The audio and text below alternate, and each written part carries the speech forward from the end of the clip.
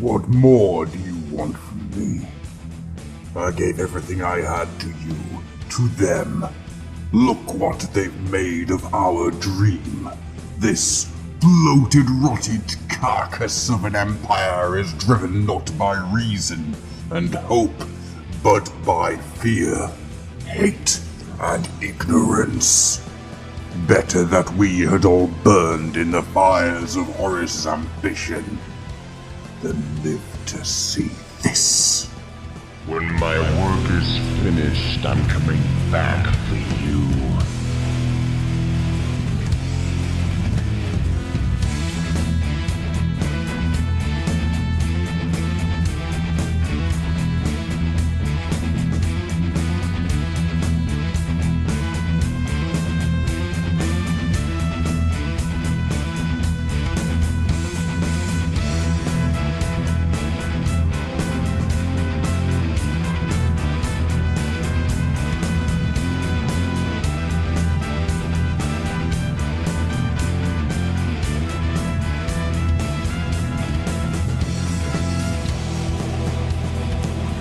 Good evening, my fluffery friends.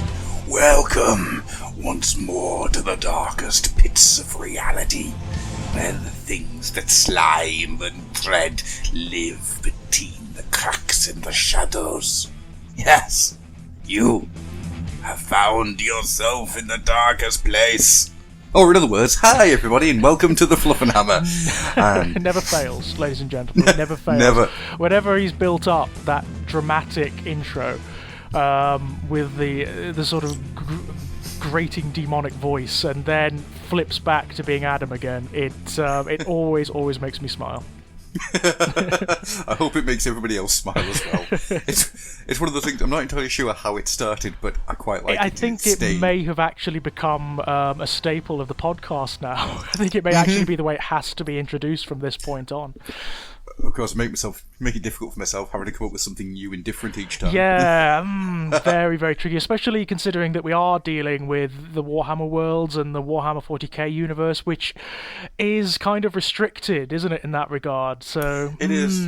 I don't think, Adam, I don't think that you are fluent in any of the Eldari languages, are you? So I don't think you could go for that one. I think I've got an idea for the next one, actually. I think something's popped into my brain. I just need to be able to stand quite far back from the microphone in order to get the screaming out. Okay, that's interesting. Yeah. Maybe from hello, this is the Fluffenhammer live from a homunculi torture chamber or something like that. That could be fun. Or welcome to the Fluffenhammer. Hello, ladies and gentlemen. How are you today?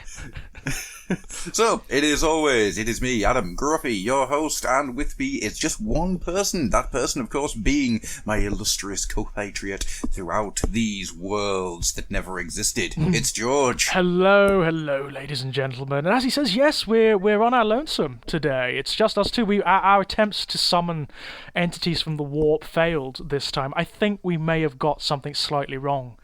To be honest, Adam, I think maybe one of the corpses was maybe butchered in the wrong way, or one of the runes was out of shape, or something like that. It all went disastrously wrong, to be honest, didn't it? Ah, that's where we're wrong. I didn't use corpses. I used copses. I just brought a load of trees with me. God. Well, there you go. Yeah. I mean, I cannot think in any of their many, many facets and aspects that any of the Chaos Powers would be interested in that. I don't know. I think Nurgle would like a little bit of tree. Actually, now that you mention it, yeah, Nurgle's an avid gardener. Maybe, maybe he would appreciate that. But I think so. Either way, nothing turned up, nothing that we could see or interact with anyway. Well, this is a extra little show for you guys because, one, I feel really guilty about the last show that we put out because the audio quality wasn't great. Drove me up the wall, to be honest. Deserves a medal, ladies and gentlemen. Either an Imperial medal or a mark of chaos, depending on his proclivities. I want a medal on a tentacle. A medal on a tentacle, there you go. So you get the best of both worlds there. Indeed. I could be Commissar. That would be, I quite like that as an idea. But also, we're going to be doing a couple of things on this little show. We're going to be running ourselves through the new 40k, the state of the galaxy as it stands right now, with 8th edition now being out. We have got some listener feedback and questions. Oh, I'm looking forward to that one. I haven't heard any of these questions yet, so I'm kind of looking forward to that. So am I, actually. I'm really looking forward to it. And I've also got a little bit of housekeeping, which I think I will get out of the way first. Okie dokie. So, you people on the Facebook group, and if you are not on the Facebook group, please come and join the Facebook group. It is a lively, fun place. Oh, it is. It's great. A lot of stuff. It's a really nice little corner of Facebook. It's away from all of the storm and turbulence and arguments and harassment of the rest of it. It's a nice little oasis in the warp. It is, and that's an oasis in the warp. Don't you rock that Casbah. Okay, I love the idea of an oasis in the warp. Yeah, just a little area of serenity and calm. You give me an idea there. You keep doing this to me. I know. Give me ideas. I can't help it. Is there such thing as a warp mirage? Yeah, I should think. Well, the thing is, the warp is infinite, isn't it? The warp is all things. It's potential. It's raw potential. So anything that could potentially be is there. Yeah. It's the dream of all reality. So, yeah, why not? I mean, it's almost redundant, isn't it? It's almost redundant to ask. You can't, you know... I suppose it is, yeah. Because can the warp be? The answer is always yes. And not only is the answer always yes, it already is and has been and never will be and always must be. It's weird and timey-wimey and floaty-woaty and very, very strange. So I've just realised in asking that question, I'm an idiot, because there's a book in the Deathwing anthology called Lacrimosa. And in Lacrimosa, there's a part where the navigator sees the warp gate opening. When he's going back from warp space to real space, he sees an actual warp gate open. And it's like a big angelic doors. And as they open, they slowly transforms into something like a whale, and he flies through the mouth to get out of warp space. So I've answered my own question, and I'm an idiot. So moving swiftly on. So we're going to do the housekeeping first, as I say. So if you're on the Facebook group, you may have noticed this already. If you are not on the Facebook group, come and join the Facebook group, and then you can notice. We have set up our own part of the Oil House site. So instead of just being a page on the Oil House, we are now at fluffenhammer.weebly.com. We have got on there all of the shows up to date. We've got articles and stuff incoming. We've got videos from yourself. Yeah, Mr. absolutely. George. Absolutely. First in a series, hopefully, looking at the new index books. Yeah, and we have other videos. All of my Warhammer-based fiction's gone up on there, all the readings I've done. And I've just started a series called Mapping the Mortal Realms, which is going to be looking at the timeline and the different locations of Age of Sigmar. Yes, I liked that one. There is a lot more to it than you think. Shadespire is such a cool place. So that's going to be carrying on as well. So we've got all of those things up. So if you are fancying getting involved in that, we are looking at getting community involvement. So if you fancy doing some writing for us, if you fancy doing a video or something, then please join the group, give us a shout, and we'll see what we can do. Absolutely, and the more the merrier, you know? Oh yeah, completely. I want an entire legion, damn it. I want the Fluffenhammer 51st. Fluffenhammer 51st, wow. That's far, far into the future. There may have been another heresy by that point. There may be like another Chaos God or gods at that point. Yes, it was Timmy Mallet. Yes, Malletus. Yeah. So there's that. Also, you may have noticed, and possibly not, because I haven't really mentioned it until now, we've also got our own separate feed. So our stuff is going up onto the old Oil House feed, but we're also got our own Libsyn feed. So if you are on Podcatcher or iTunes or Podcast Addict or anything like that, if you type in just the Fluffenhammer, you can get the show direct. And it's there basically. I know that a lot of people enjoy having all of the Oil House shows at the same time, which is brilliant, and I love you guys for it. But this is also for the guys who don't want to get all of those Oil House shows at the same time. So if you just want to get the Fluffenhammer shows, you can now do that. Excellent stuff. So that's all the housekeeping out the way. So let's get into some fun. Yeah, let's. Should we start? Should we talk about what's going on out there? Yeah, let's get some 40k. Oh wow! Fiction done. Well, so much for the first time ever. Since I since I started the hobby, really, something has happened. A lot of things have happened to change the state of play in the Warhammer 40,000 universe. One of the biggest things that's happened is we effectively have a new Emperor of the Imperium now. In all but name, in all but name. He is the steward, the regent of the Imperium. But you know what? The actual Emperor isn't doing very much right now. He's just sitting on his throne, assuming he's still sitting on his throne, that is. Not doing very much. Whereas Roboute Guilliman, the Primarch of the Ultramarines, recently resurrected by a very shady conspiracy of Eldar and Dark Eldar and Adeptus Mechanicus priests and certain parts of the Inquisition, has made his way to Terra, has had a little bit of a chat with his dad, is not happy at all. I mean, you have to bear in mind, Guilliman he's from 10,000 years ago. He hasn't seen what the Imperium has become. His idea of what the Imperium should be is what his father's idea was, which is not only a million miles away from what the Imperium has manifested now, but it's Antipodean. They wanted an Imperium that was totally secular, totally dedicated to enlightenment and learning and the advancement of humanity. And of course, what's it become? It's become this mire, this hell of superstition and ignorance and enshrined repression.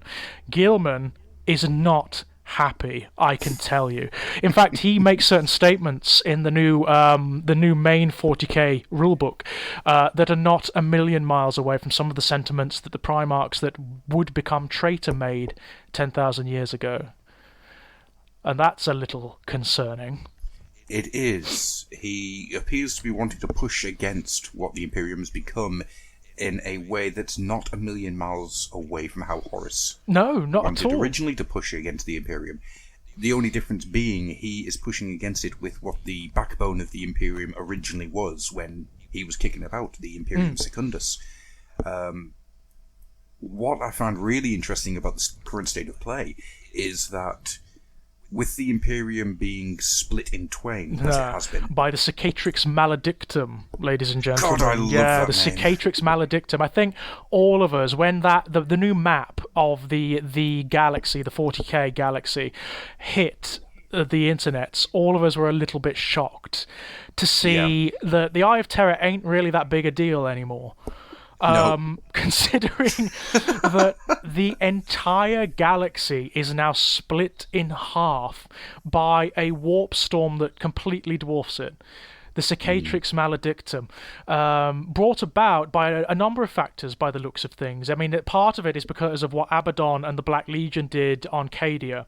If anyone played the Gathering Storm campaign, what happened on Cadia was one of the worlds that was holding the warp at bay. There are all of these alien pylons all over Cadia. And in fact, they're not just on Cadia, they're on lots of different planets scattered about the universe. And nobody knew what they did. Nobody knew what they were doing, but Abaddon and the Black Legion were systematically targeting them. And as it turns out, Cadia was the last world on which they functioned, on which they stood at this point. And he obliterated them. He managed to destroy Cadia, essentially. Which has revealed that these pylons were effectively the linchpins of reality. Yeah. They were holding it together. They were holding the warp back. And they're gone now. So the warp is now spilling through into material reality. You've got a situation where a fundamental seam of reality has given way. And now there's no need of any sort of abstruse sorcery or technology for the demons or for the Chaos Space Marine legions or the mutant traitor hordes to spill out of the Eye of Terror. They can get out as and when they like. And all over the universe, all over, and they are doing. En masse, by all accounts. But the thing that really stands out to me is that there's a couple of ways through the giant tear in reality. The safest one being next to the Eye of Terror. Yeah. That's insane. I mean, that's the safest way. Yeah, that is a very good example of how far the state of play has shifted. The safe port now is through the Eye of Terror. Yeah. And by all accounts, according to the rulebook, that it is not a safe way by any means, because what's happened since the traitor legions have sort of moved out, they've sort of spilled out.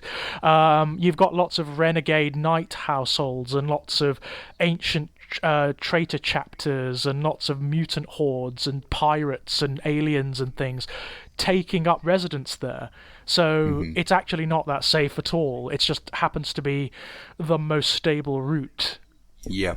It's not safe, but it is the safest. Yeah.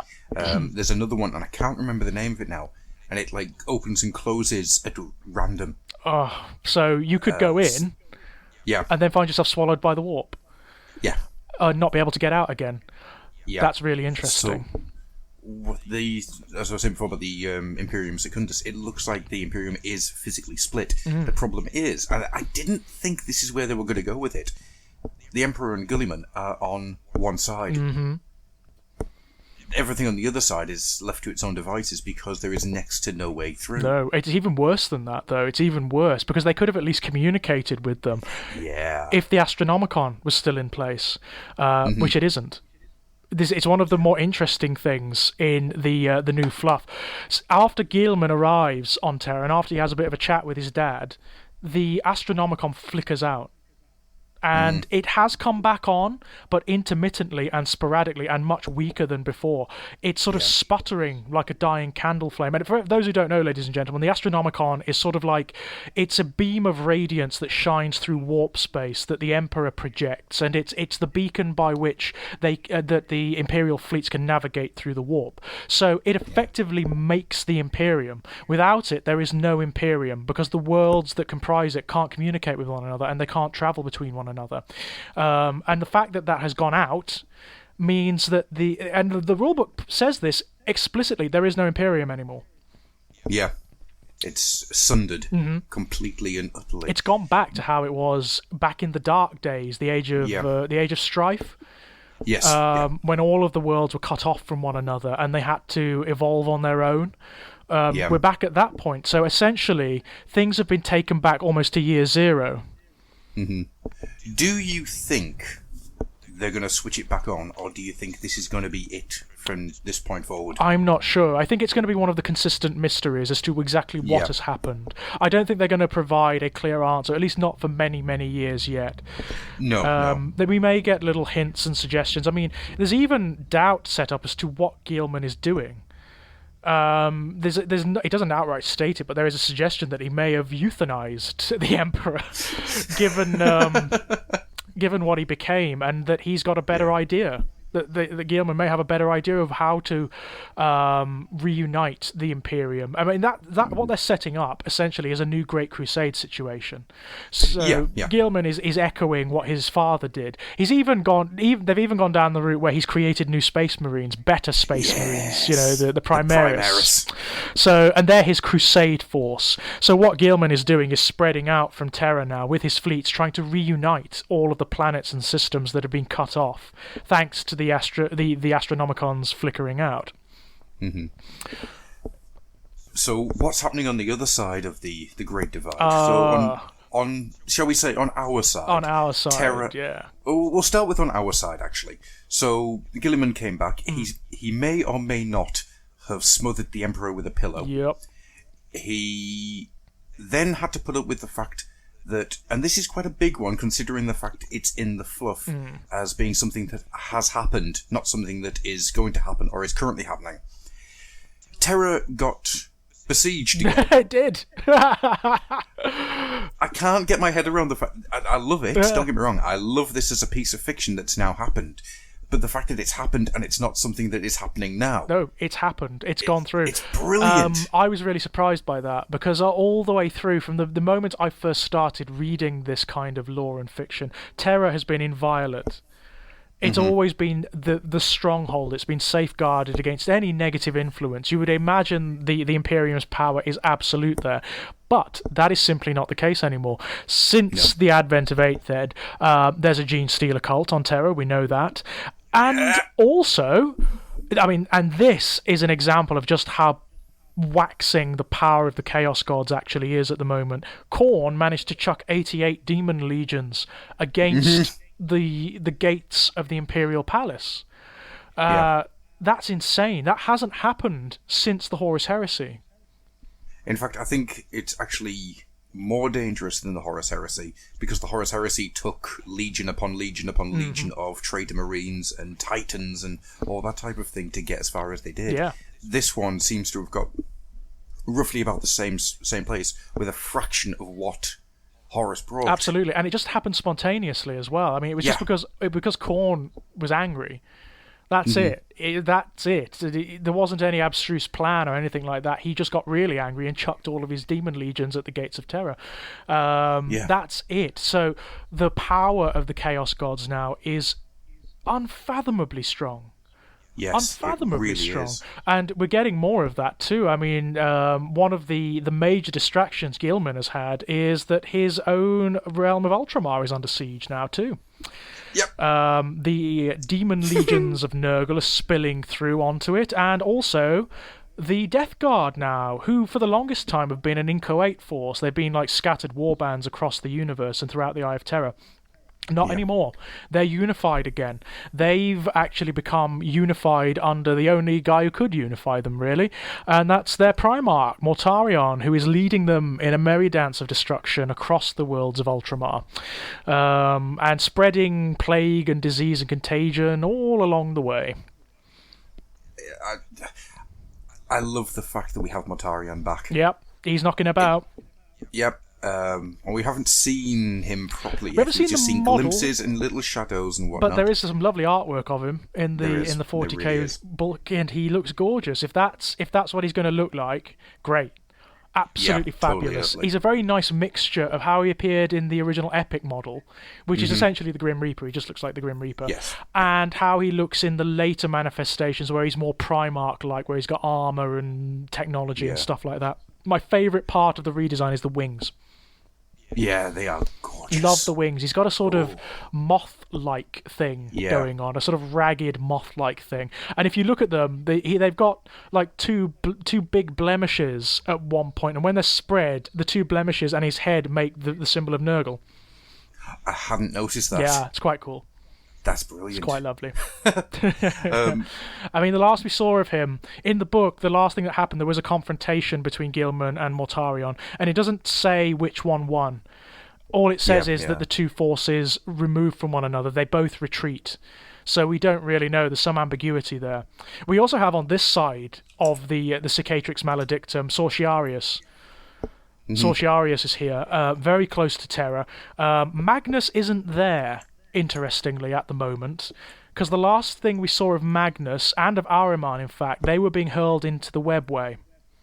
Yes. So they're kicking about doing something, we just don't know what yet. I'm expecting, ladies and gentlemen, a campaign based on that. I think what we'll get at some point is a campaign book that details the Harlequins, the Eldar, and the Drukhari, as they are now, the Dark Eldar, and will also provide Thousand Sons specific or Zeech specific army lists, which will be, it'll either be a war in the webway, or it'll be Magnus's re-emergence into the material universe alongside Ahriman, something like that.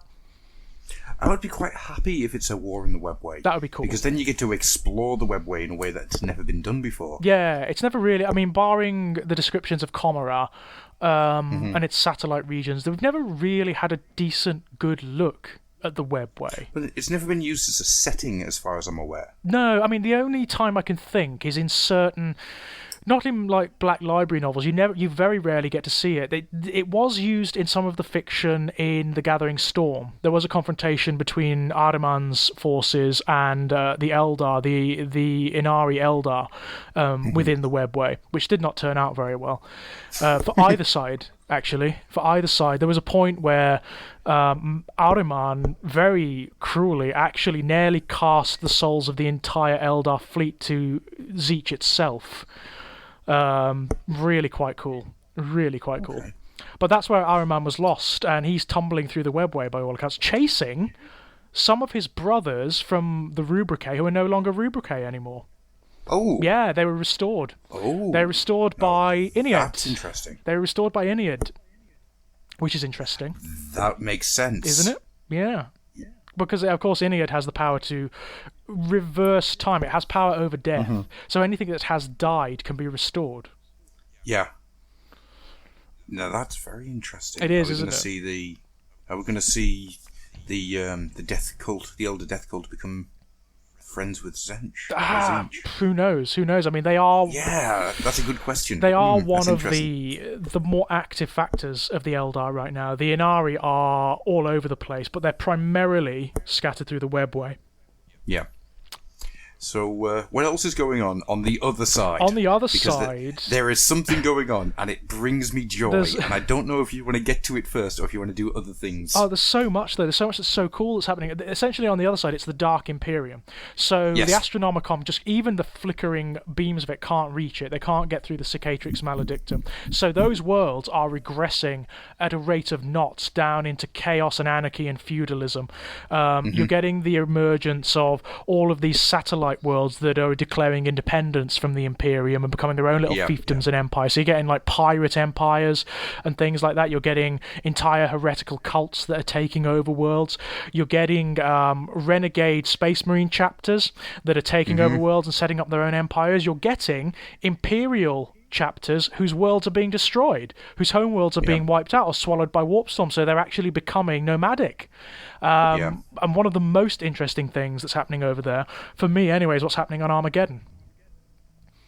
What's happening on Armageddon? Well, Armageddon's always been one of those hard luck planets in the Warhammer 40,000 universe. So it makes you wonder just how much a planet can sustain before it just falls apart.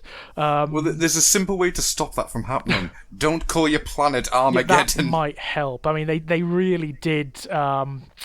They tempted fate with that one, didn't they? They tempted Zeech with that one. But as Armageddon, as all of you out there know, is war-torn. It's had multiple wars flung at it, all of which have been insane. But what's happened is the last war, which has been raging for God knows how many centuries, which is between the Orcs and the Imperium, has now been halted to a certain degree because there's an enormous demon legion and world eater force sweeping through and across the planet. So the Orcs and the Imperium have been forced to fight together just to survive. That's cool. That's so cool. Is Thraka still on Armageddon? I think he is, yeah, and I think Yarrick is as well.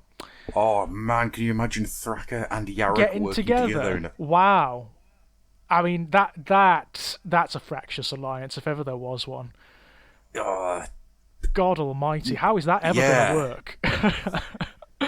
Well, it's not. That's the thing. Because Yarrick lives to kill Thraka. That's the only thing in his life. That's it. It's the only thing in his life. And Thraka doesn't hate Yarrick, which I kind of like. He kind of admires him. He does. It's why he kept changing his armor to look more and more like Yarrick. Yeah. He admires. Well, who wouldn't? I mean, he's a tough old bird. Is Yarrick? He's probably the toughest human in the 40k universe. Oh yeah, well, look what he walks around with. He's ripped a power claw off an orc to use as a weapon. After his own arm had been snipped off by it. I mean, he's a cool guy, is Yarrick. I love Yarrick. I do. I mean, I'm not that interested in the human characters in the 40k universe, but I really, really like. But another interesting little detail, this Khorne force that's on Armageddon attempted a ritual to bring Angron back, by all accounts, and according to the book, it didn't work. It failed. But that they're so clearly leaving that as a little holding place, a holding pattern for a later campaign. You're going to get, when the Angron model is released, and it will be, ladies and gentlemen, that's where he'll come back. He'll come back on Armageddon. That's when you'll get your World Eaters Codex or your Khorne-specific Codex for the new 40k. That's cool. And a big old Angron model. I'll be pleased to buy that.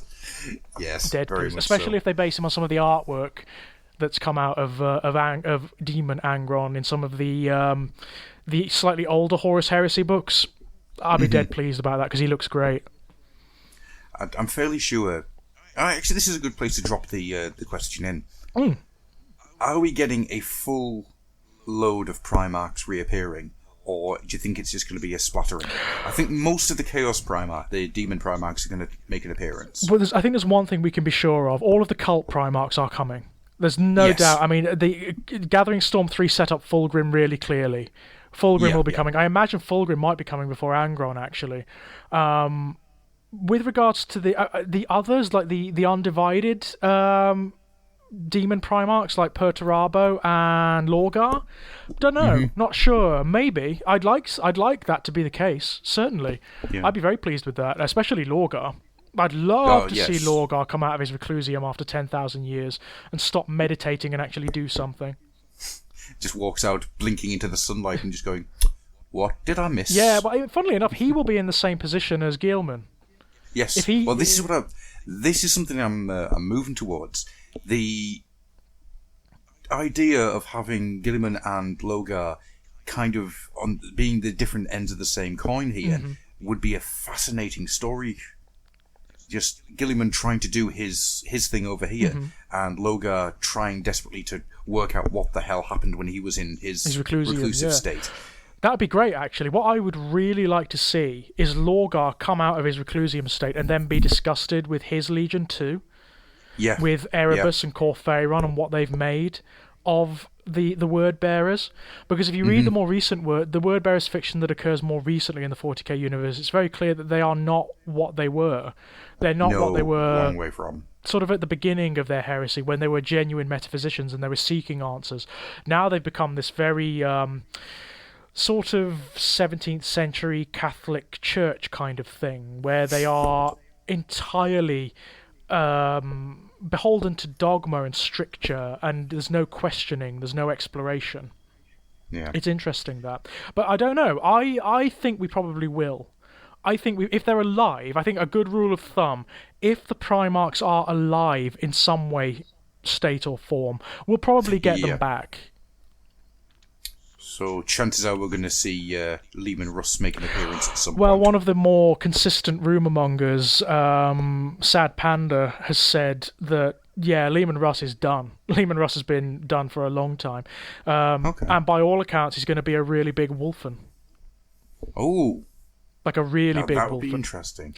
Actually, that fits in quite nicely with what you were saying before about the different chapters kind of building out their own fiefdoms. Because if anybody, any Marine chapter, any Marine Legion out there is going to build its own empire, it's going to be the Space Wolves. Actually, I'm going to be really interested to see where the Space Wolves go from here.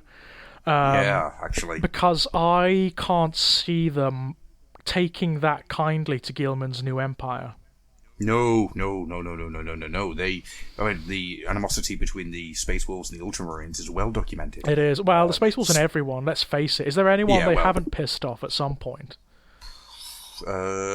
Salamanders? Possibly the Salamanders. I'm sure there's something somewhere in one of the Horus Heresy books where they have, though. It wouldn't surprise me in the least. The Dark Angels. We don't really know what the Dark Angels are doing at the moment, but what we do know is that they came perilously close to having their secret revealed. Yes. Perilously close. And that could be very interesting. I would like to see the Dark Angels become even more mysterious, to the point whereby it's difficult to determine whose side they're on. That would be interesting, and also be an interesting one to do in the rules as well. Yeah, definitely. Also, Luther's gone. Really? Yeah, Luther's not in his prison anymore in the middle of the rock. Oh. Yeah, he escaped. The Changeling helped him escape at the end of Gathering Storm. No, was it the Gathering Storm? No, it was one of the Wrath of Magnus books. Helped him to escape. Don't know where he is. Don't know what happened to him, but he's not there anymore. The board really has been completely reset. It has. It really has. So we just George, can I do it now? Can I do it now? Because I don't think I can hold it in for much longer. Go ahead. Go. Blood angels are being completely devoured and eaten and kicked around by my lovely, lovely Tyranids. You think you had it bad before. You're getting devoured on all sides by things with more mouths than teeth. Poor blood angels, eh? I mean, they've gotten a kicking in the new lore. They have been and don't get me wrong, I have a love of the Blood Angels. I think they're a great chapter, and the only way I'd be happier is if it was the Ultramarines again. Yeah. But that's fine. That's absolutely fine. They've been kicked in the teeth by Mortarion and the Death Guard, so that's okay. That's true. But if it had been the Tyranids, I would have been I'd have been rolling on the floor laughing. You would not have. There would be no podcast. It would just be 25 minutes of me giggling. But yeah, High Fleet Leviathan is it's so good to see the Tyranids not just doing something, but living up to their reputation. To their status. I mean, the Blood Angels are one of the more established chapters as well. They're one of the stronger chapters out there, and they are getting their teeth kicked in by High Fleet Leviathan. I don't know whether the entire Baal system is getting just absolutely ruined. Right, it's getting so bad that they've had to call in all of their successor chapters to fight the war, and they're totally besieged now. They can't do anything but fight. No. Which I think they're going to use it. I hope they do. I think they're going to use it as a means of changing the dynamic of the Blood Angels a little bit, of moving them on. So. I think they're going to descend quite a lot deeper into the Black Rage. Yes, I completely think and utterly. their aesthetics are going to change quite profoundly. I think they're going to be a darker army from here on in. Mm-hmm.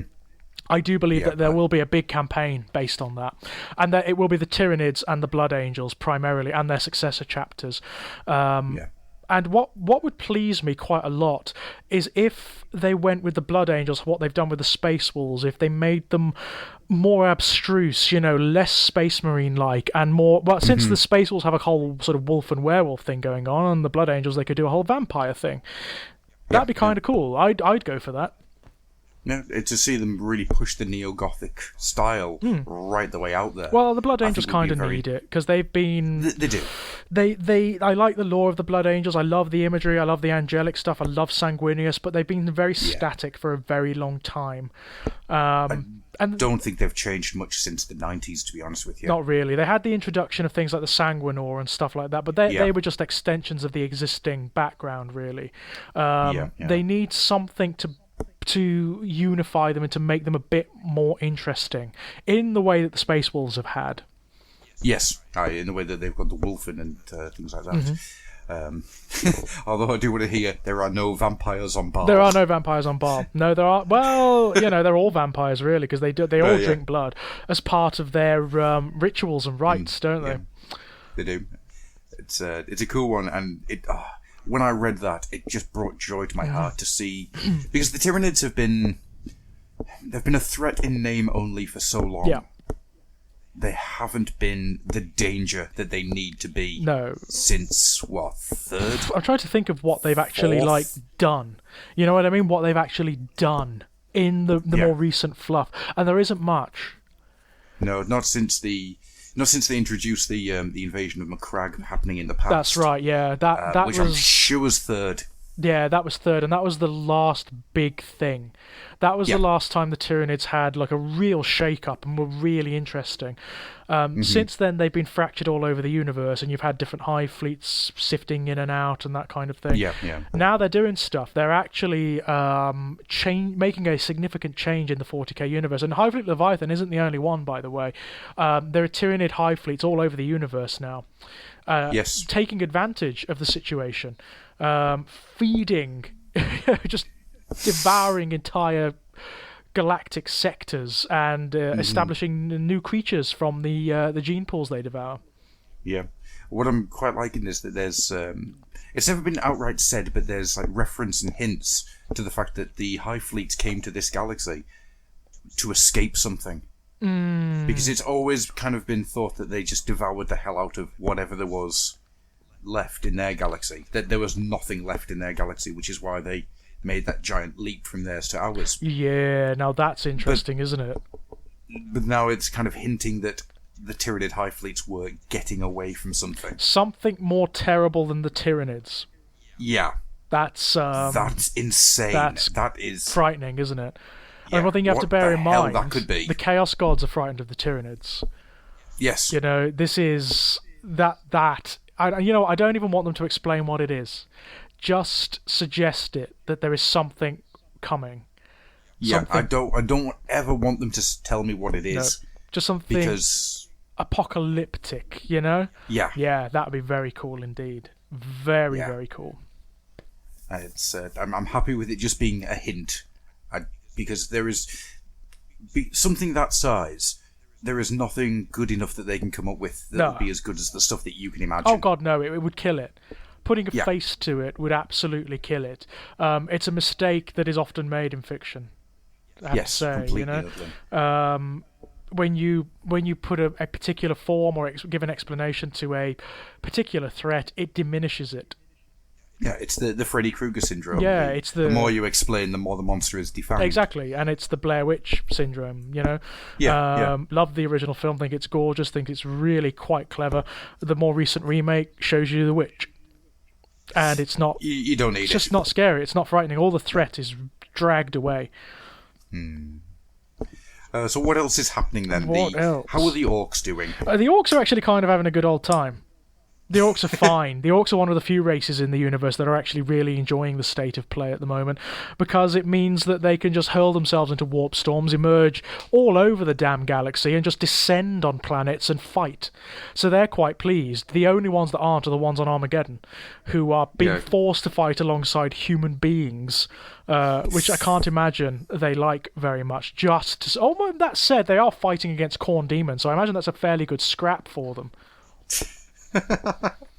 I suppose, it's a fight that nobody knows that they're going to win. So, the orcs are just going to be like, oh, yeah. Actually, I'm just looking at the map here, and the Rock is near Armageddon. Okay. That's interesting. So the Rock may actually be heading towards Armageddon to help out. Maybe. It's hard to tell with the Dark Angels, isn't it? It's very hard to tell. Yeah, you never know what their plans are. It's impossible. Absolutely I impossible, tell you. yeah. And even when you think you know, you probably don't. Yeah. Deathwing. Grumble, grumble. They've always got some alternative agenda. That's true. That's always true when it comes to the Dark Angels. Sons of bitches. Taking away my Deathwing. Grumble, grumble. So... The Elves, that's the wrong fiction. It's the Eldari, isn't it? The Eldari, yes. The Eldari are an odd one because they are scattered all across the universe right now, but there is the new faction of them. There's the Inari, and the Inari are an odd mixture of Craftworld Eldar and Dark Eldar from Comera, who are united under this very, very odd new metaphysics, this new god that they've given birth to, which... Yeah. is kind of ambiguous. Inead, the god of the dead, presumably. Although in the fiction, in the background, there are these wonderful little suggestions, and even in the model itself, if you look at it, that it may not be what they think it is. And see, I'm thinking that this is something Slaneshi. Yeah. It's something that they've made a big mistake. There's a hint of that. Again. There's a hint of that, definitely. If you look at the model, it's got very Slaneshi elements to it. The hermaphroditic quality of it, very Slaneshi. But insofar as we are aware, Inead is the resurrected god of the dead of the Eldar, and is the means by which they can now function in the universe without the need for spirit stones. When an Eldar dies, its soul can now be absorbed by Inead, rather than being dragged into the warp and devoured by Slanesh, presumably. And the Inari are up to something. We don't know what it is. They've already orchestrated the resurrection of Robert Gilman. They've already inspired the new crusade across the galaxy from Terra. But we don't know what they're doing. We don't know what the end game is. It's very difficult to figure out. Because they're odd for Eldar. They're very odd, or Eldari, in that they do interact with human beings. And they seem, on the face of it, to acknowledge that without human beings, they're going to die. Yeah. They're going to fail. Hence the resurrection of Gilman, which is the oddest thing. Yeah, the idea of Eldar and Adeptus Mechanicus working together, it seems very much against both of their trades. It does, but they are. Very quite happily by the looks of it. I mean, Belisarius Cawl, who is the arch fabricator of Mars at the moment and the head of the Mechanicum, he's very happy working with them. He's been working with them for God knows how long. Since he's been alive since the Horus Heresy, and has potentially been working with some sub-factions of the Eldar since then. Yeah. So there is this definite link between the Eldar and the Imperium, certain factions of the Eldar and the Imperium now. You also still have the traditionalist craft worlds out there who won't have any of it, who don't like the Inari, who regard them as deluded, who regard them as dangerous. You've got the fractioning of Ulthwé now, because Ulthwé is no longer a united craft world. Eldred Ulthran, who was the High Farseer of Ulthwé at one point, has been cast out. Ulthway, Right. because of his tinkering with the dead, because of his links to Inead and the Inari. He's with the Inari now, and Ulthway is now ruled by his proteges, by the High Council of Farseers. He's actually regarded as a bit of a black sheep now, Right. which is interesting. Yeah. Well, really, I mean, in the Gathering Storm books, he revealed himself as being a bit of a bastard, really. He very blithely went around basically grave robbing the, the Domes of Crystal Seers, where in the Eldercraft Yes, worlds, yeah. where the Farseers whose bodies have become psychometric crystal go. He stole into the Domes of Crystal Seers and other craft worlds and nicked the crystalline bodies of other Farseers to bring about the rebirth of Inead. And it didn't go down well. Didn't go down well at all. Well, it wouldn't. Stealing a couple of corpses of famous people, No. it's never going to go well. So you've got craft worlds out there that are... Some of them are aligned to the Inari, and many of them are not. So the Eldar are kind of factionalized now too. Same with the Dark Eldar. Some of the Dark Eldar now follow the Inari and Inead. Some of them are still in Comora, and Comora is overrun now. Comora is not a stable civilization anymore. The big gate that was being kept locked in the bowels of Comora has burst open, and demons are spilling through. The factor that was keeping Comora stable, which is Azdrabale Vect and his Cabal, no longer operate there. They've retreated from it and left it to its own devices. Although there are suggestions that Azdrabale Vect preempted it all. He foresaw all of this and has plans underway to bring Comora back under his control. The Homunculi Coven have retreated to their pocket dimensions and their dungeons throughout Comora, and they're up to something too. They're up to something, and we don't know what it is, but it's separate from what the other Eldar, Dark Eldar, are doing. Do you think this is going to eventually unify the Eldar? I don't know. I really don't know, because what it seems to be doing at the moment is factionalizing them. What it seems to be doing is creating even more versions of the Eldar. I don't know. I honestly have no idea whether there are going to be united Eldari codices from this point on, or whether they're actually going to be like, say, the Chaos Space Marine Legions, where you're going to get codices that are for each specific faction. Yeah. Who knows? Because that's what I'm wondering. Is this going to be a fracturing and splintering to bring them all together, or is it to, as you say, create Eldar chapters? For want of a better term. I mean, it's hard to say, because if you look at the index book, is really well done, because it features 3 army lists essentially, which is the Eldari, Drakari, and the Elder Harlequins, and they're all separate, but you can mingle them together in the same way you can different forces of the Imperium or different forces of the of Chaos. So I don't know.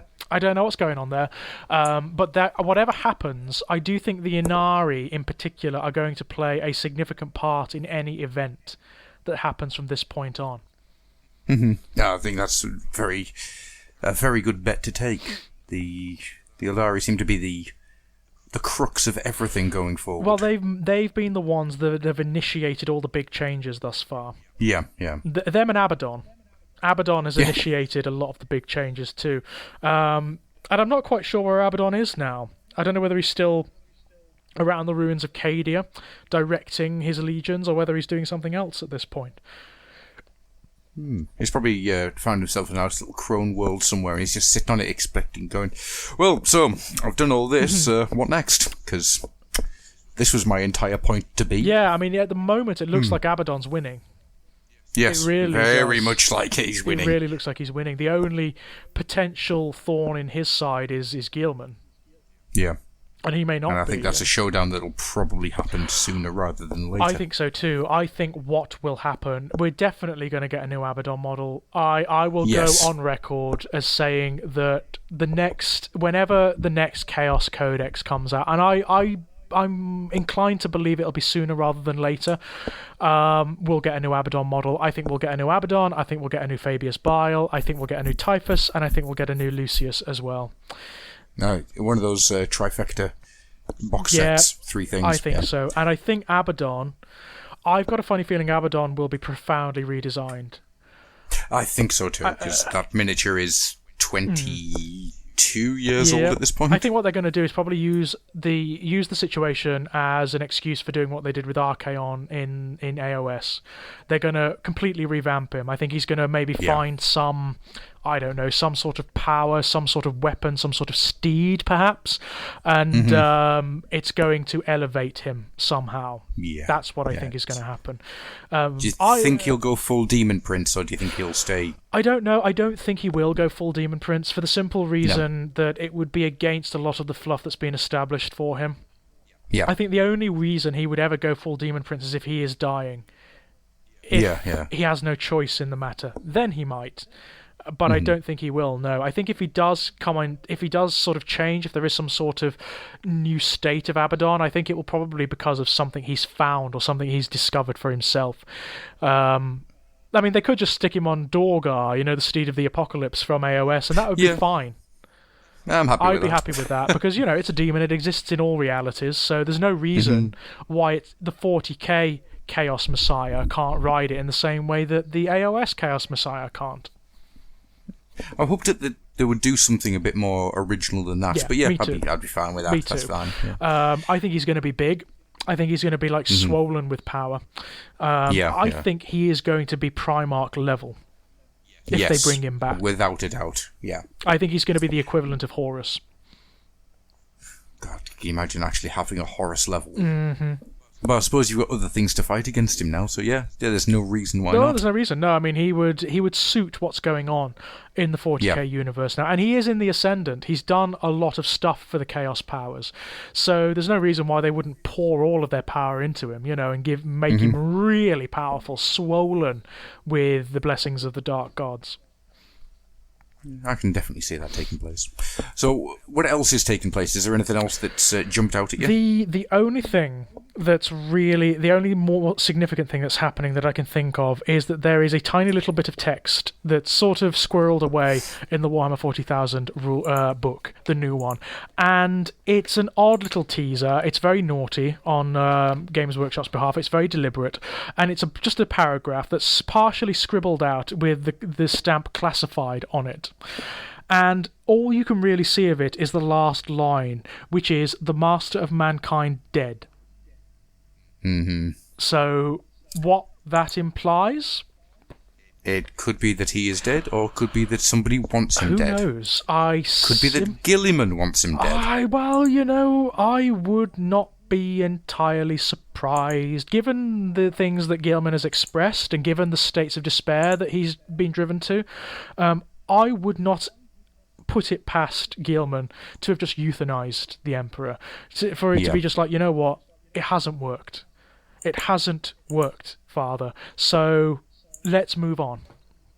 Let's make something better. Let's make something new. In your name, of course. Yeah, if you euthanize him, then you can use him as a martyr. Exactly. You can use him as a figurehead, can't you? Yeah. And Gilman is nothing if not pragmatic. That's very true. He is the most down-to-earth pragmatic of the Primarchs, with the possible exception of Perturabo.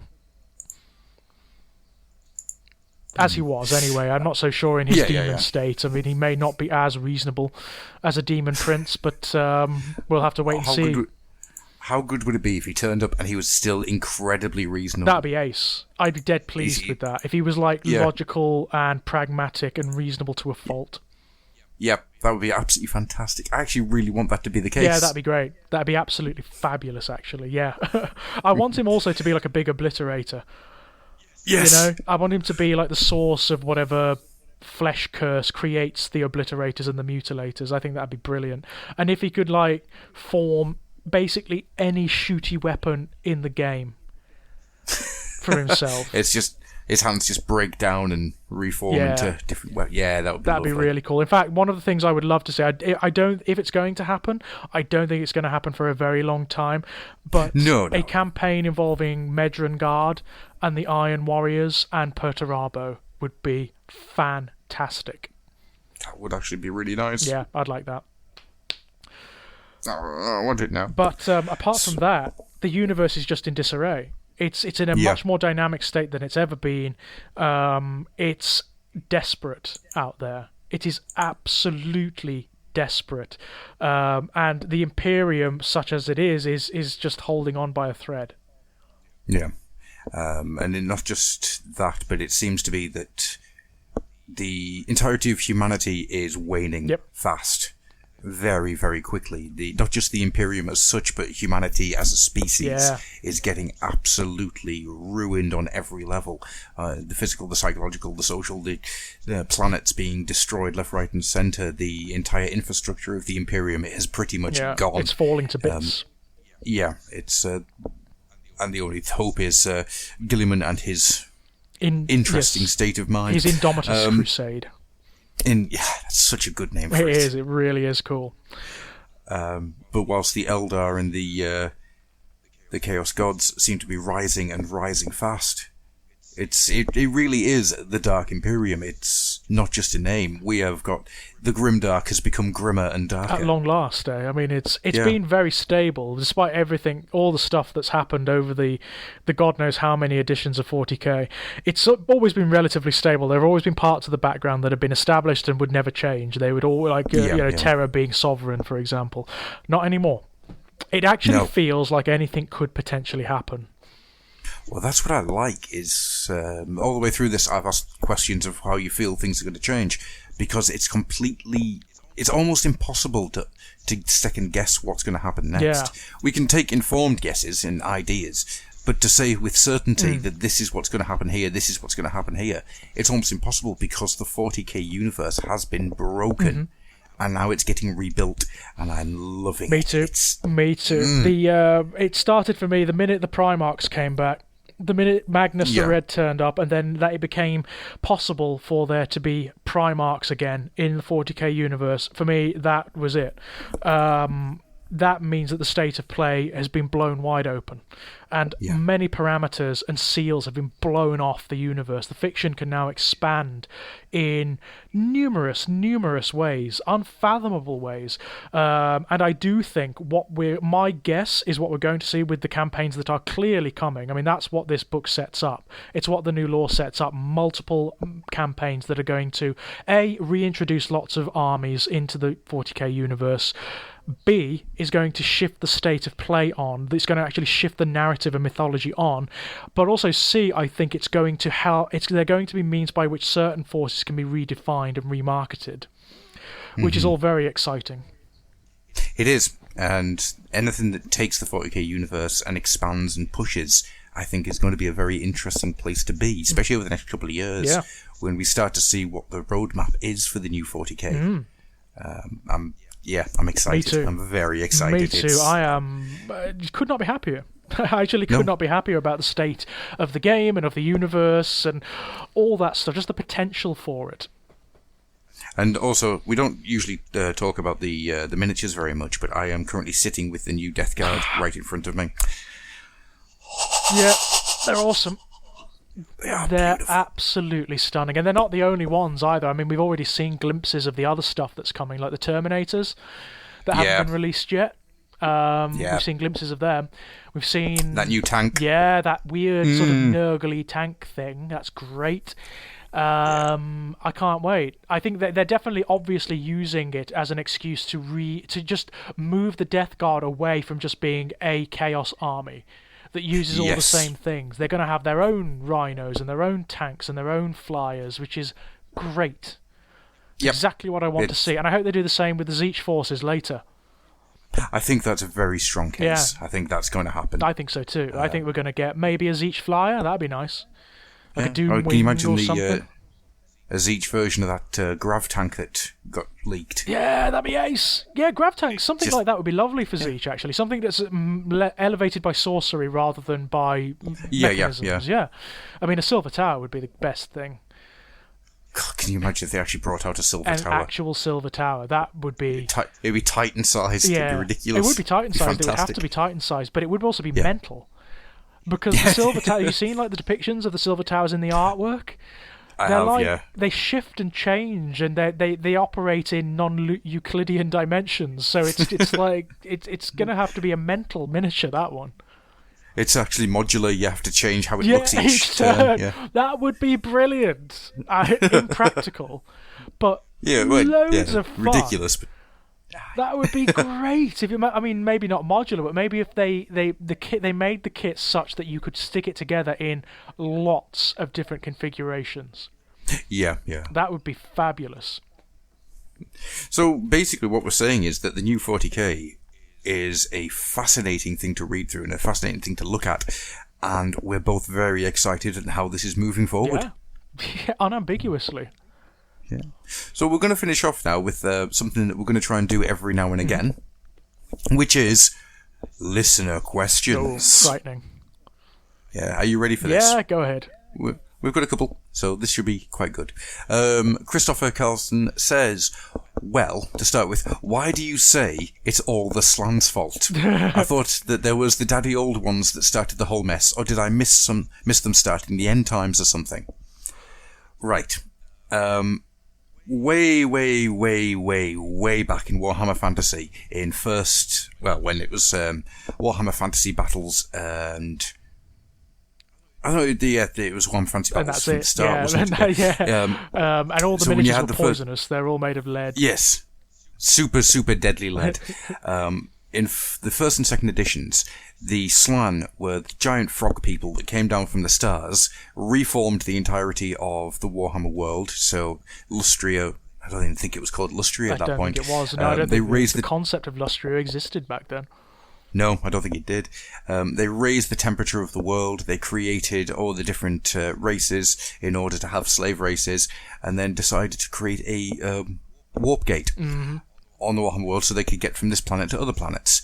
It collapsed spectacularly, released magic into the world, and created the Realm of Chaos. Yep. So basically, if you go right the way back to the first and second editions of Warhammer, everything that happens in the Warhammer world is down to those stupid frogs. Yep. Those damn frogs did it all. Yep, all of them. It's their fault.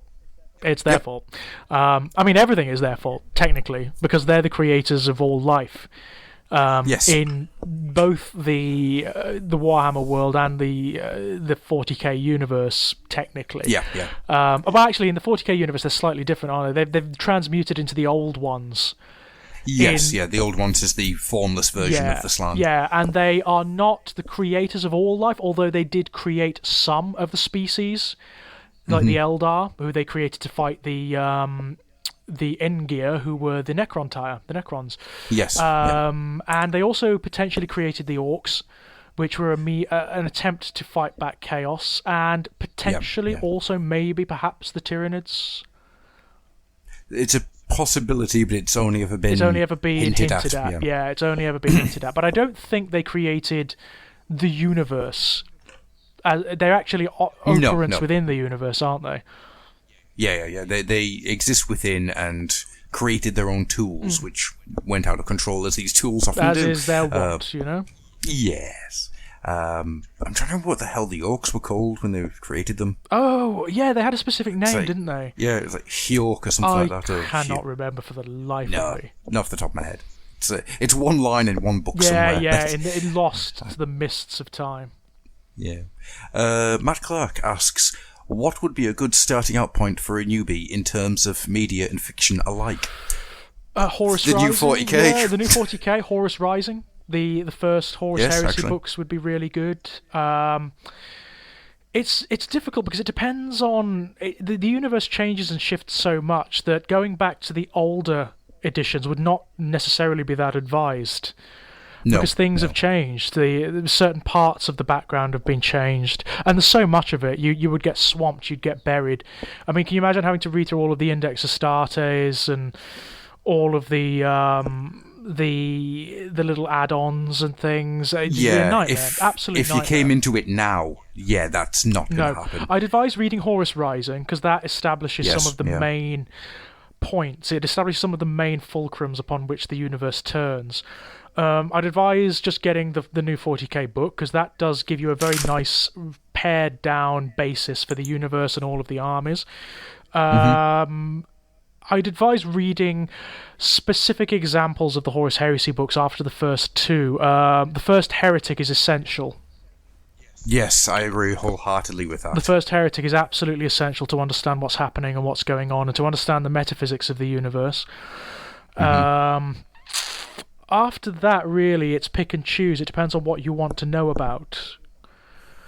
I think if you wanted to get into 40k, I do think that the new rulebook, the new background fluff, is a brilliant starting point. Yeah, well, it's simplified. That's the best thing about it. It's pared down. Streamlined. It's streamlined. It's not just like all of the old stuff just transplanted in.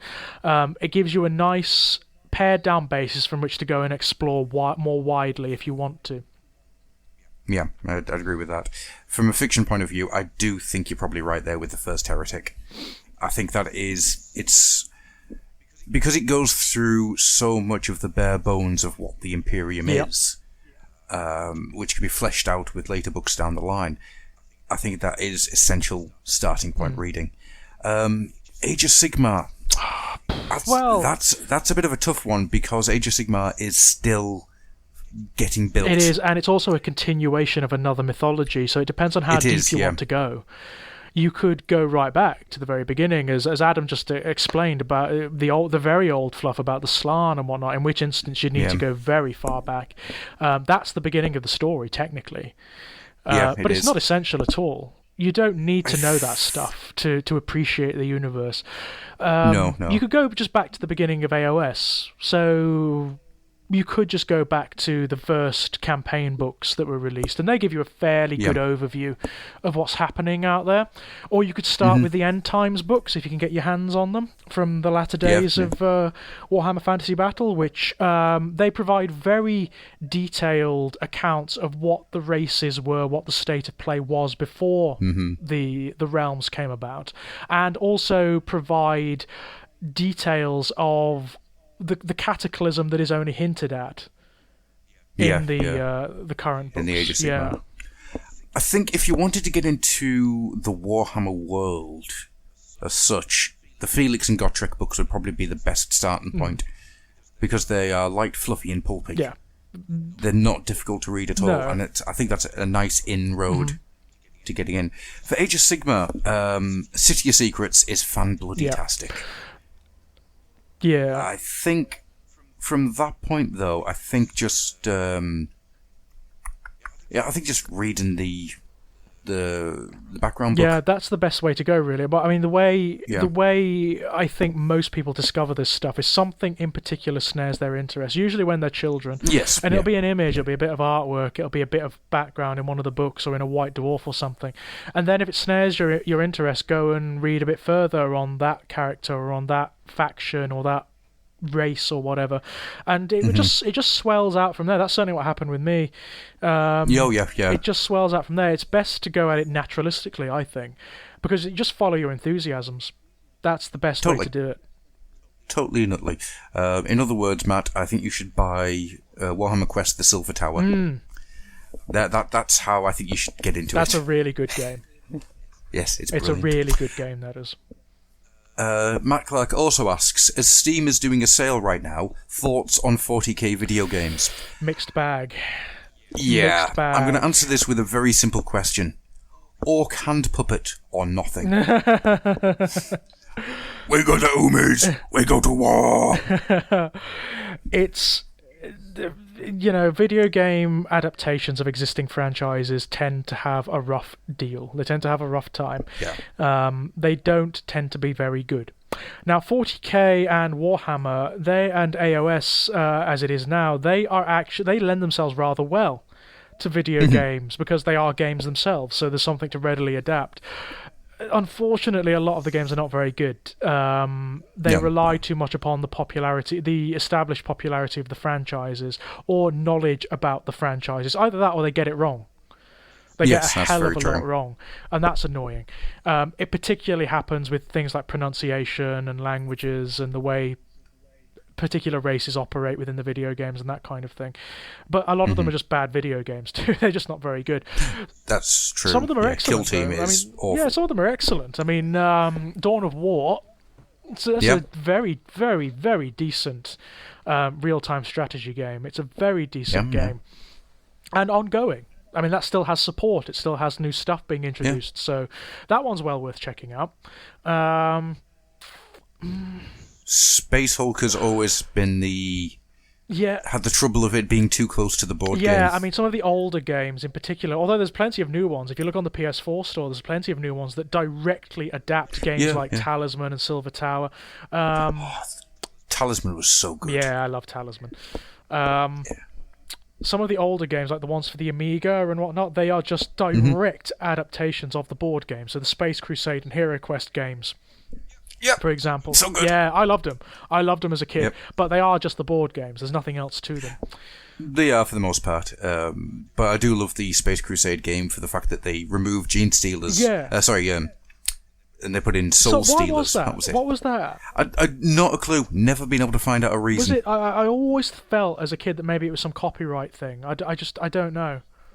Not a clue. I've never been able to find out why that's the case. I was very puzzled as a child as to that, and I was actually a bit miffed because I was that kind of kid. It's like, they're not Soul Stealers, they're Gene Stealers. What's that? The redesign that they did with a weird elongated head and everything. Yeah, they just odd, very odd. The laziest redesign imaginable. On the plus side, though, the music to Space Crusade was fantastic. It was, and it did have a really good atmosphere, actually. It did, yeah. Because you didn't know what was sort of around the corner. It could be anything. It could be like a Chaos Android, Necrons as they were, or it could be a Dreadnought. You just did not know. And when you saw the Dreadnought, that's when the pants started to fill. I could never kill it. No, it was... You needed to have the missile launcher and flamer to get it. Yeah, I could never kill the damn thing.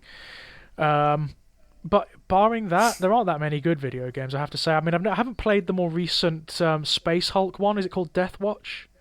Yes, I haven't played that, so I don't really know. But it looks good. It looks fine, but I don't know. So unfortunately, my advice would be cautious. Gaming days are pretty much ended at this point, so I never get the time to play anything. I mean, that's my problem as well. I love video games. I absolutely adore them, but getting the time to sit down and do them is a nightmare. So my advice would be to be really cautious and to play what you're going to buy before you buy it.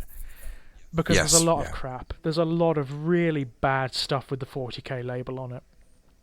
That's... the Total War Warhammer, though, that gets lots of good reviews. Yeah, that's from what I understand. I haven't played it myself, but... Vermintide was very good.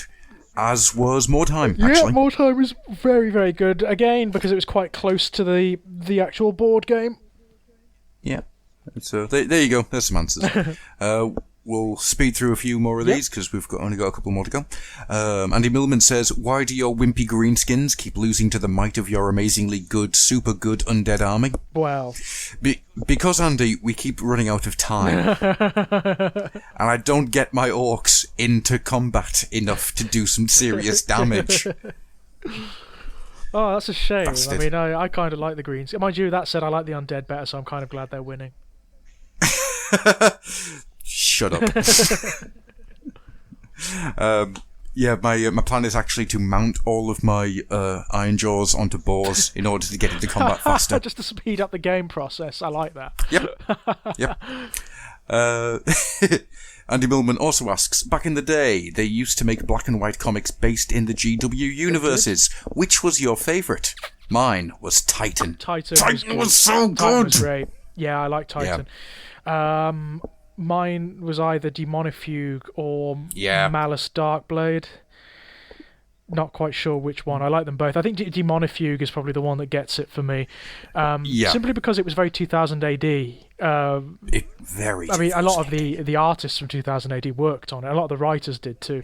And it was just like almost like a Tales of the Unexpected in the 40k universe. So each issue would be its own little story.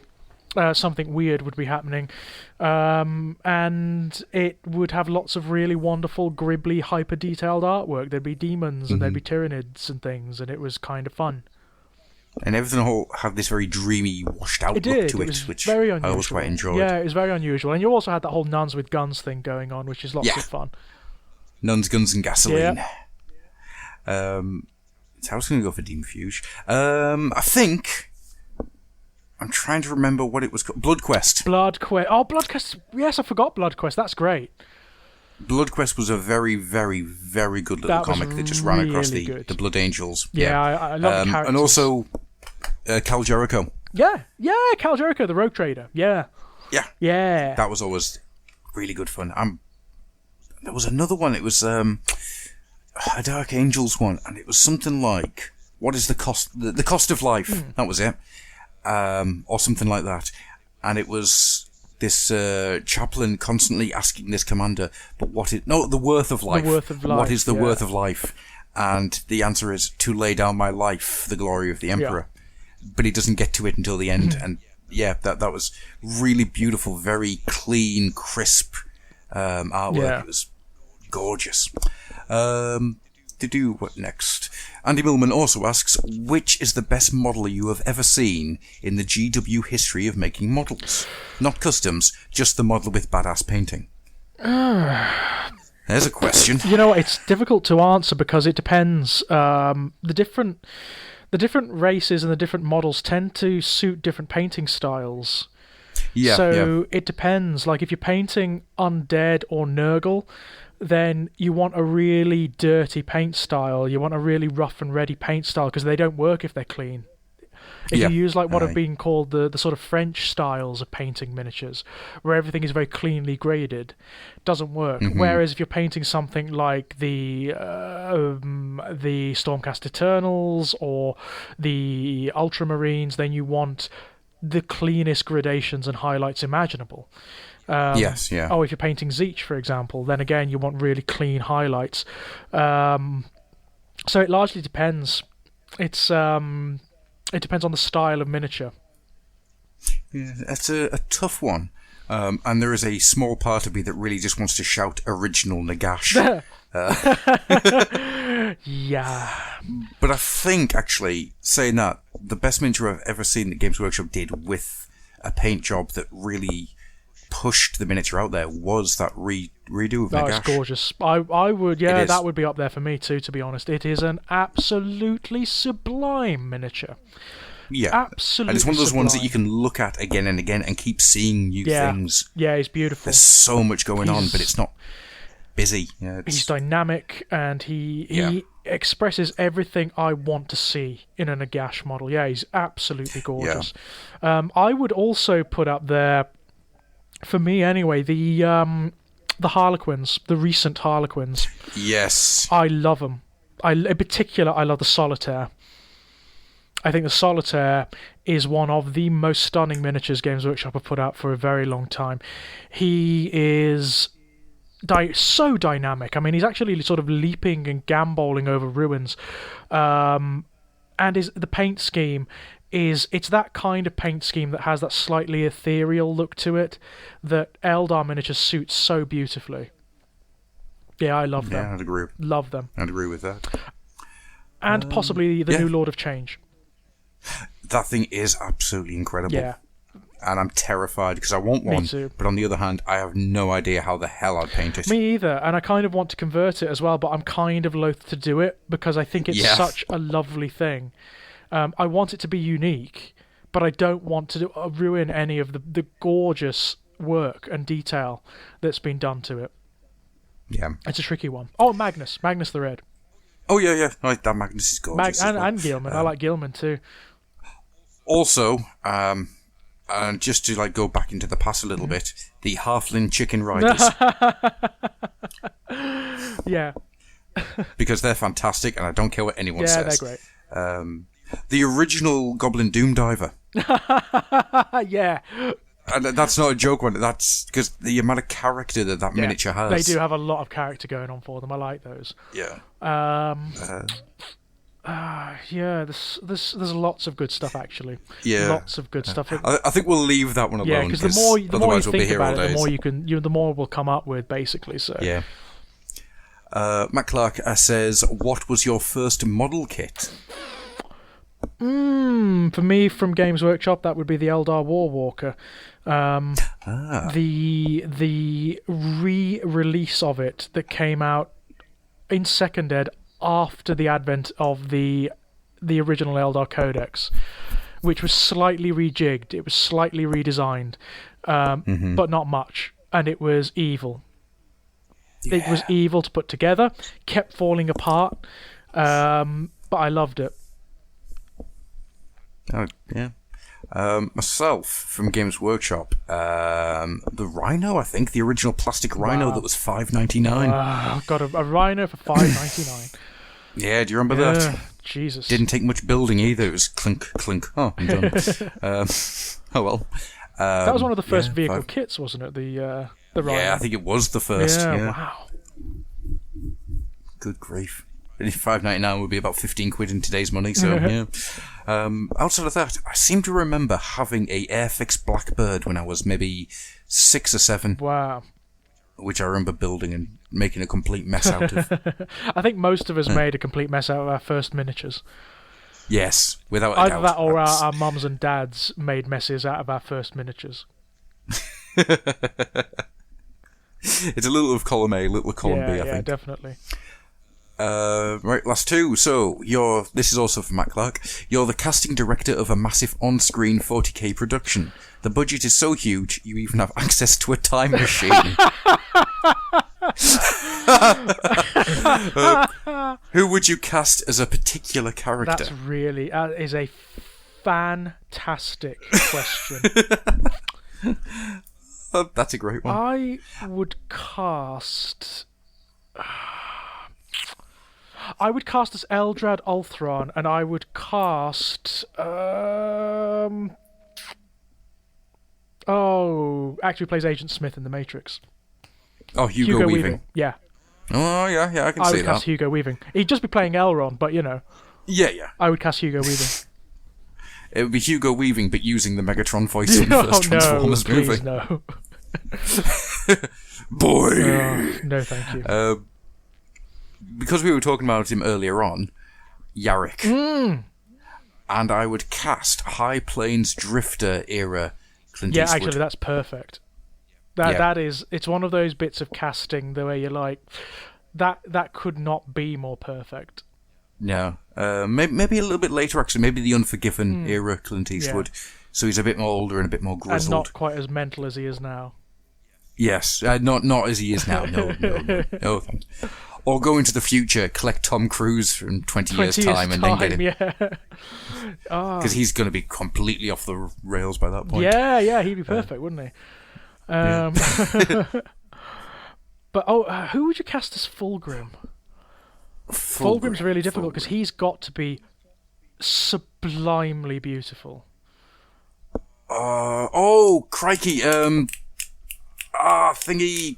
He was in Rogue One. Has cheekbones you could shave with. What's his name? He was in Hannibal as well. The actor who plays Mikkel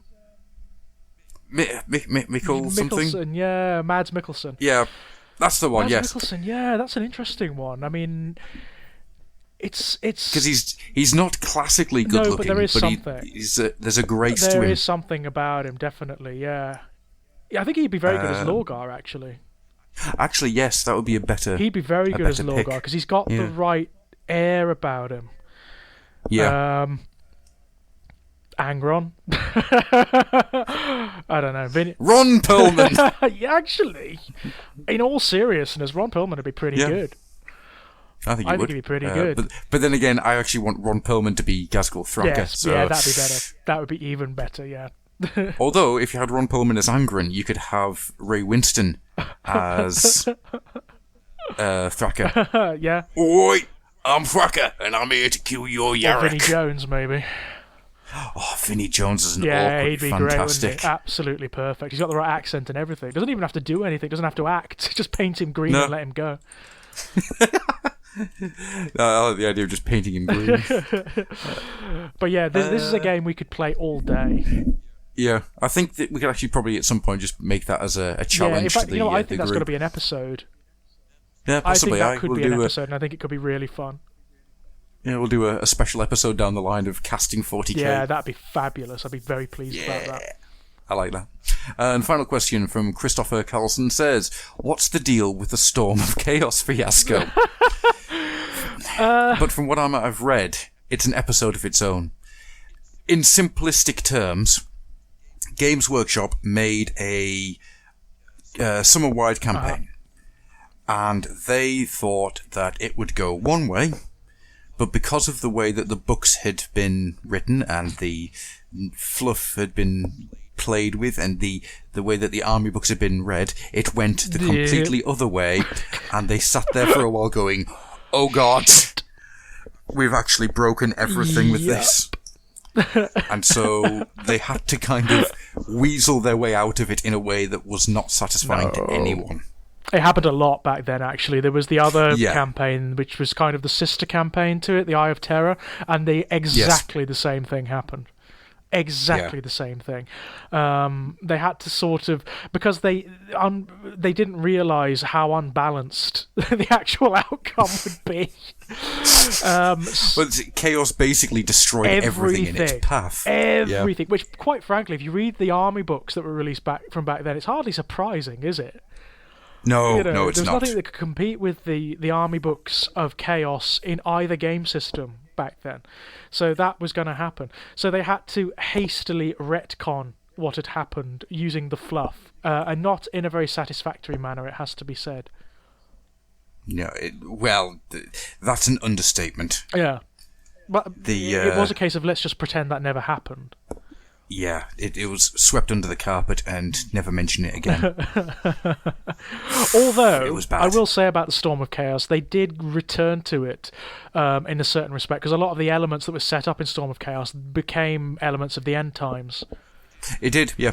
I do think that Storm of Chaos was a dry run to see how the End Times would work. Yeah, absolutely. To see if they could get away with actually changing things, which they didn't ultimately. Completely and utterly.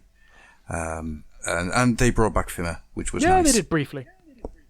Yeah, so, yay. Oh, do you want some breaking news? Oh, go on then, go on. What's happening? What's going on?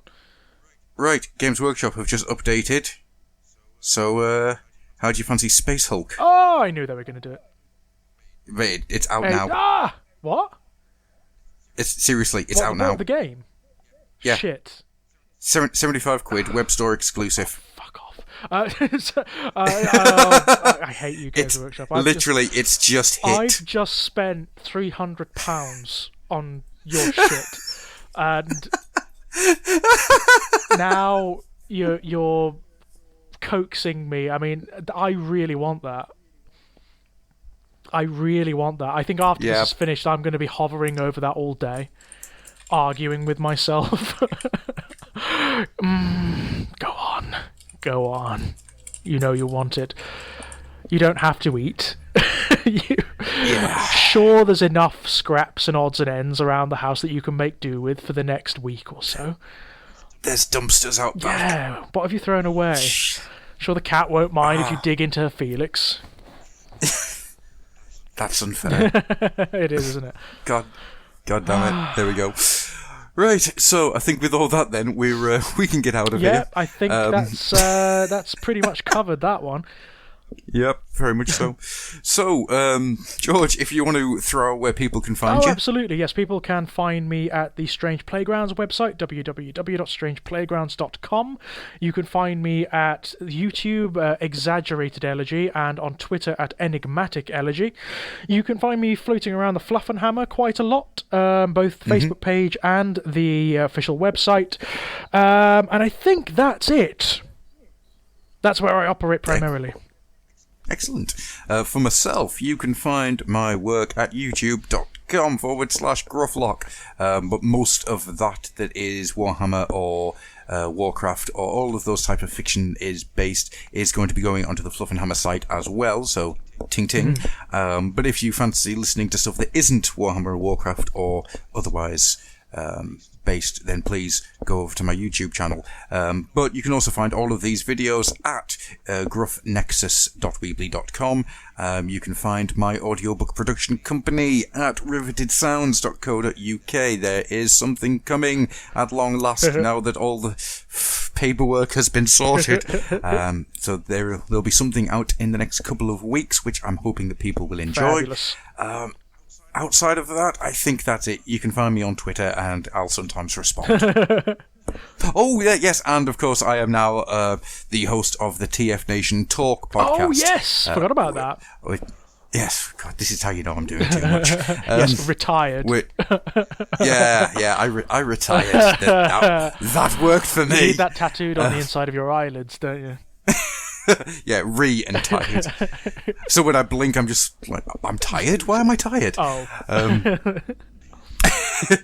Where I discussed various forms of infrastructure with Alex Milne, discussed industrial metal with Thu from Thu's Awesome Toy Reviews, and there's some other stuff coming up. So, yes, that's all of my stuff. And I'm going to go to sleep now because I'm tired just talking about it. Oh, man, I'm going to go and hover obsessively over the Games Workshop website and try to talk myself out of it. Good luck with that, mate. Good luck. And thanks for listening, guys. Bye-bye now. Bye-bye, guys. The Dark Imperium. For 10,000 years, the Imperium of Man has endured. Yet, perhaps now, it faces its darkest hour. With Cadia, mankind's bulwark against the eye of Terra for millennia, gone, shattered by Abaddon's 13th Black Crusade, darkness was fallen upon the Imperium. New age of war has begun. This is a dark age. Of all the many ages of mankind, it may be the darkest. The Imperium, which has endured for 10,000 years through civil wars, Xenos invasions, and conflicts beyond number, is beset as never before. The destruction of Cadia brought with it surging warp storms across the galaxy. As the gatehouse of the Imperium fell, and Abaddon gathered his legions for an assault upon holy Terra itself, the Imperium all but ceased to be. The light of the Astronomicon, the slender thread that can rightly be said to be all that holds together the vast, disparate domains of the Imperium of Man, flickered out as the warp storms grew to such intensity that they became known as the Blackness, the Noctis Eternia.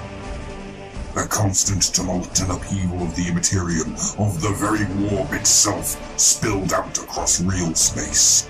The stuff of nightmares, burning across the flesh of creation like acid. And worse was still to come, as the gathering storm gave birth to a great rift, the Cicatrix Maledictum, a rent in reality, in its size to the eye of Terra as a slit throat is to a pinprick. And slit the Imperium's throat was. With the Astronomicon blacked out, astropathic communication and long-distance travel were all but made impossible, for even the most skilled navigators could not direct vessels through the screaming warp. And to reach out across the distances with one's mind was to invite madness, death, if one was lucky. Demon storms howled out from the rift, consuming planets in raw insanity and terror. The demon primarchs, Magnus, Mortarion, and others led legions of traitors in a renewed assault upon the domain of an emperor they had denounced in an age regarded by many as myth and folklore. The Imperium, which had stood against all of this for 10,000 years, was beset all about by chaos. Demons stalked the stars, and the rule of man on hundreds of worlds faltered as civilization itself crumbled in the face of impossible horrors. But if chaos is ascendant, then it is faced with an Imperium resurgent, resurrected with the assistance of the Eldari as Abaddon the Despoiler's 13th Black Crusade marched across the galaxy. Rabaut Gilliman, Primarch of the Ultramarines, is once more Lord Commander of the Imperium's armies. The Adeptus Astartes have been rejuvenated by the creation of the Primaris Space Marines, millennia in the making. And the Imperium is once again on the offensive against the innumerable perils that assail it. Having turned back the legions of chaos upon the very soil of Terra itself, Gilliman, accompanied by the Imperial Fists, hosts of Chimera Space Marines, and at least a dozen other chapters, embarked on the Indomitus Crusade to liberate worlds under the pall of the Noctis Eternia. As intermittent astropathic communications begin once more to pierce the raging warp storms, so too came the news that there might be hope of salvation at last. The birth of the Great Rift, the Citrix Maledictum, drowned worlds in the insanity of the warp, and from it, horrors continue to spill. There are ways through. One, the Nakmund Gauntlet, is rumored to lie close to the Eye of Terra, a cruel irony that would no doubt amuse the Dark Gods. But these routes are fraught with danger. The Imperium is now divided in ways its leaders are only beginning to comprehend. Nearly half the galaxy is cut off, now designated Imperium Nihilus, and few know what has become of the worlds beyond the Rift. With its stars drowned in war, the galaxy has entered a new age. The age of the Dark Imperium. And in the Dark Imperium, there is only war.